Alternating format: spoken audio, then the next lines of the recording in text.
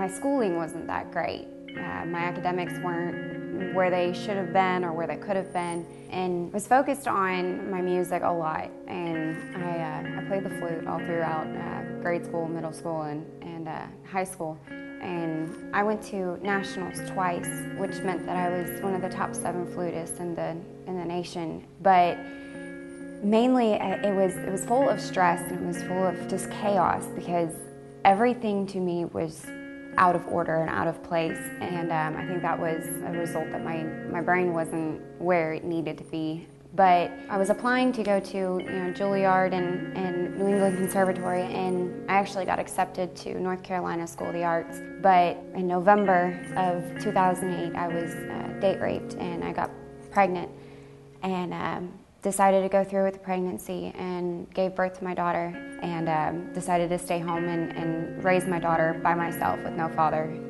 After everything basically fell apart with my life, and my dreams and my goals and everything with music, that put me in a really suicidal position, and I was very, very, very depressed. And I almost flunked out of college because I would sleep all day. And I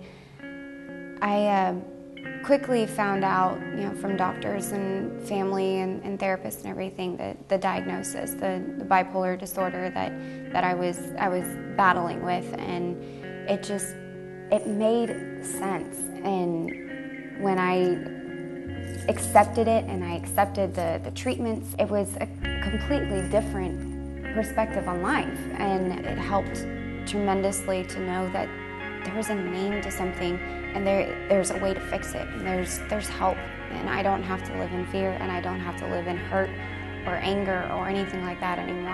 I can get the help that I need. Right now, what I want to do as Miss Oklahoma United States All World Beauties is first and foremost raise awareness for mental illness and suicide prevention. I really want to let people know that your life isn't over just because you have a mental disorder or you have a roadblock in the way, and I want people to see me as a breathing example of just that. And I'm speaking at various functions. I spoke at the NAMI kickoff luncheon with Oklahoma Governor Mary Fallin, and I also spoke at the Children's Mental Illness Picnic out at the Capitol in downtown Oklahoma City. I am currently a team leader for the NAMI Walk fundraiser.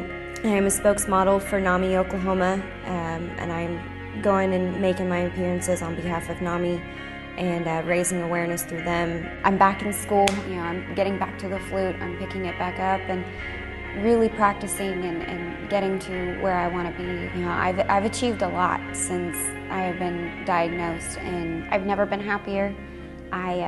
My daughter is almost 3, and she now is the best thing that has ever happened to me.